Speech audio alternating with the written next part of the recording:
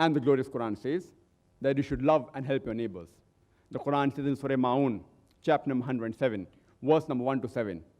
أَرَيْتَ الَّذِي يُكَذِّبُ بِالدِّينِ فَذَلِكَ الَّذِي يَدُعُّ الْيَتِيمَ وَلَا يَحُضُّ عَلَىٰ طَعَامِ الْمِسْكِينِ فَوَيْلٌ لِلْمُصَلِّينَ الَّذِينَ هُمْ عَنْ صَلَاتِهِمْ سَاهُونَ الَّذِينَ هُمْ يُرَاءُونَ وَيَمْنَعُونَ الْمَاعُونَ.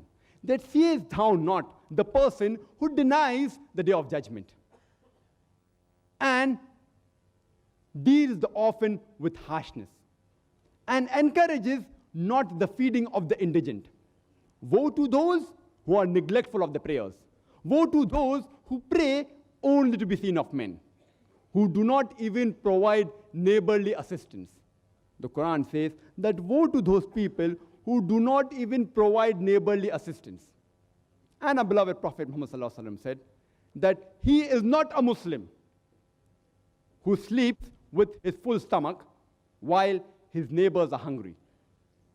That means any person who sleeps with his full stomach, that means had a good meal, while his neighbors are hungry, is not following the commandments of Allah and His Rasul.